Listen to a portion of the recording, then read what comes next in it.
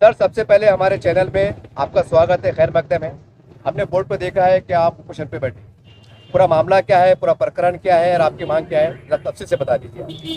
देखिए, सबसे पहले तो ये वक्फ बोर्ड, यहाँ पर जो महाराष्ट्र वक्फ बोर्ड है औरंगाबाद में, यहाँ के ओहदेदारान, ऐसा लग रहा मुझे कि इन्होंने तहिया कर लिया है कि वक्फ की तमाम अराजियात को बेचकर खा जाएंगे। ये इन्होंने तहिया कर लिया।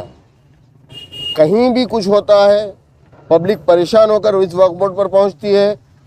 जो लोग सही रहते उनका भी साथ नहीं देते ये लोग, और चोरों का साथ देते हैं, उनको सुन के सर पे हाथ रखते हैं, और जो लोग सही है उनको फिराते रहते हैं। ये कहाँ का कानून है साहब? नहीं, जैसा हमें देखिए कि नांदेड़ का मसला है, तो नांदेड़ का मसला ये है, मस्जिद सालेहीन जो है जी वो मस्जिद दरगाह से अलग है। वहाँ पर एक हजरत पीर बुरहान साहब शहीद रहमतुल्लाह अलैह की दरगाह है, जी और उसकी अराजी 6 एकड़ 30 गुंठे थी। जी खुद साख्ता मुतवल्ली ने उस मस्जिद की अराजी को बेचकर खा गया, जबकि उसके पास निज़ाम गवर्नमेंट का इशू करदा कोई सक्सेशन सर्टिफिकेट, मुंतखबनामा बिल्कुल नहीं है। उसके बावजूद ये वक्फ बोर्ड उनको अलाउ करता है और उनकी हिमायत करता है। उनके बोलने पर, एक वक्त के बोलने पर फौरी कार्रवाई होती, और हम साल से फिरते हैं, हमारे कोई सुनवाई नहीं होती।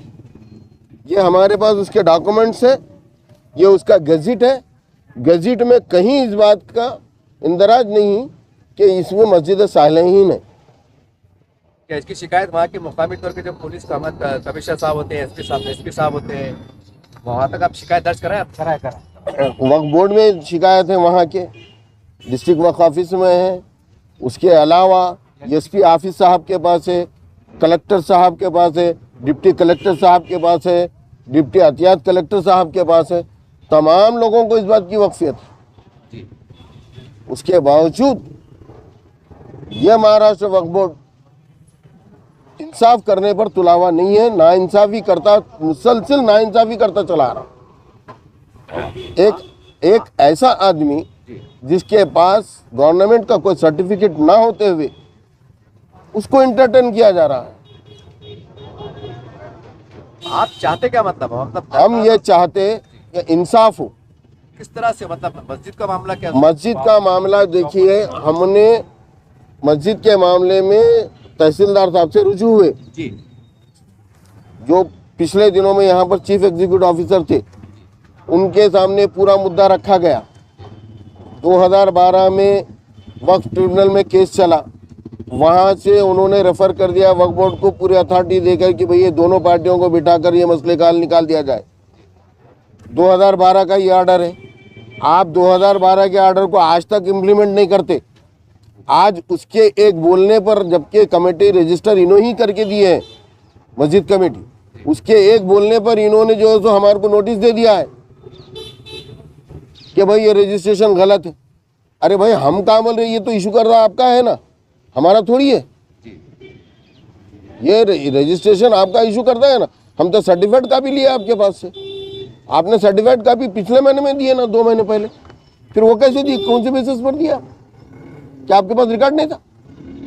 जिस वक्त आप 11 महीने का मुतवल्ली का ऑर्डर दिए उसको, उस वक्त आपको इस बात का इल्म नहीं था कि भाई ये वक्फ बोर्ड से, वक्फ ट्रिब्यूनल से आया हुआ केस है और इसको हम देखना चाहिए, ये रेफर किया गया, 2 महीने में इसका हमको जजमेंट दो बोलकर बोला गया। क्यों नहीं दिया आप आज तक जजमेंट उसका?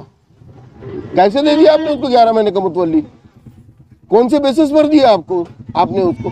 गैजेट में आपका ऑफिसर, एक्स ऑफिसर रियाज अहमद, मोहम्मद रियाज, जो वहाँ वक्फ ऑफिसर था, उसने जो है मिली भगत करके गैजेट में ना होते हुए मस्जिद सालेहीन को इसमें इन्वॉल्व कर दिया, इंक्लूड कर दिया।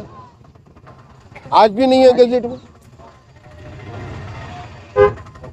चलिए, ये आपकी बातचीत के दौरान वक्फ जिम्मेदार आए हुए हैं, जरा कर लेता हूँ, गुफ्तगू कर लेता ये हूँ। आपसे मुलाकात के लिए बैठ। आइए मैं लीगल डिपार्टमेंट से हूँ। जी। ये मुझे आपको आपके सीईओ साहब ने उनका रिप्रेजेंटेटिव बोल के आपके पास भेजा है। जी। आपकी जो भी शिकायतें हैं उसको दूर करने का तयत्न सीओ साहब ने दिया है जी और जल्द से जल्द आपकी शिकायतें दूर की जाएगी, ऐसा लिखी आश्वासन लेटर आपको दे रहे हैं हम। और जल्द से जल्द ये नेक्स्ट मीटिंग में आपका वो फाइनल करके देते हैं। जी नहीं साहब, ये मुझे मान्य नहीं है। जी देखिए, मैं इसके बारे में मुतअद्दिद मरतबा सीओ साहब से भी रुजू हुआ हूँ। हमारे तहसीलदार मोहिउद्दीन तहसीलदार साहब के ज़माने में भी मैं आकर यहाँ पर रुजू हुआ। उसके बाद 52A की और 64 की नोटिस निकाली गई। जी सर। उस पर जमा साहब ने अपनी रिपोर्ट भी पेश कर दिया। उन्होंने उस पर FIR नोंद करने के लिए परमिशन मांगी। आज तक उस पर कुछ नहीं हुआ साहब अमल। ये इसलिए नहीं हुआ क्योंकि अभी सुप्रीम कोर्ट के मैटर अभी हमारे पास चल रहे थे continuously, day to day hearing उसकी चल रही थी, वो अब तकरीबन खत्म हो गए हैं। और अभी आपका अगली मीटिंग में वो हम लिख के दे रहे हैं कि नेक्स्ट मीटिंग में आपको 52A का FIR का भी वो मिल जाएगा। अस्सलाम वालेकुम रहमतुल्लाहि व बरकातहू। अल्हम्दुलिल्लाहि रब्बिल आलमीन। आज हम यहाँ हमारे मस्जिद सालेहीन नांदेड़ के कुछ मांगनियाँ लेकर अमरन उपोषण के लिए हमारे दोस्त और साथी शेख अहमद साहब यहाँ उपोषण के लिए बैठे थे।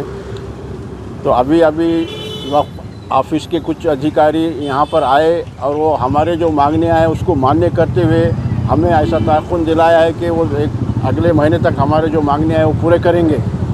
इसलिए ये उपोषण हम वापस लेते हैं। और मैं इस वक्त यहाँ सब जिन लोगों ने हमें यहाँ मदद की बैठने में, और वो ऑफिसर्स लोग भी हमारी मांगनी बहुत जल्दी मान्य कर दिए, उसके लिए बहुत उनका शुक्रिया अदा करता हूँ। और मीडिया वालों का भी शुक्रिया अदा करता हूँ कि उन्होंने हमें बहुत कापरेट की हमें।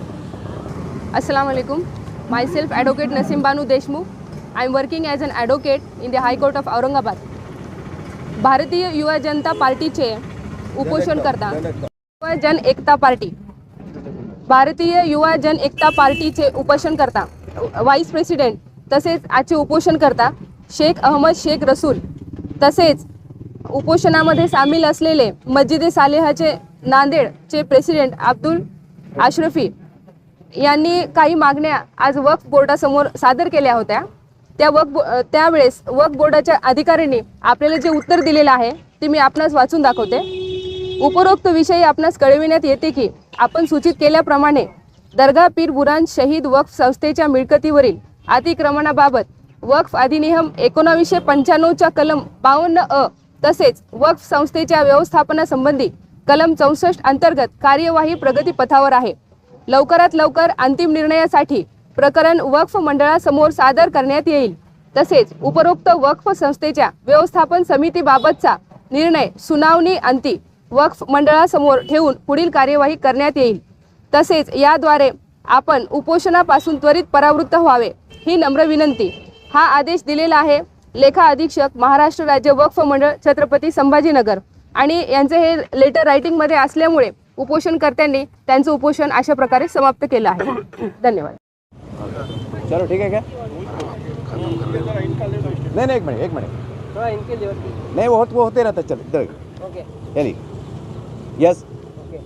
देखिए, इस तरह से नांदेड़ के एक बैनर पे आपने देखा ये अनशन पे बैठे हुए थे और अल्हम्दुलिल्लाह वक्फ बोर्ड के जिम्मेदार यहाँ पर आए, उनसे इत्मीनान बख्श बात की, तयख़ुन दिया, उसके बाद ये राज़ी हुए। सारी बात है, हम ज़्यादा तो कुछ कहेंगे नहीं, हमेशा हम न्यूज़ कवर करते रहते।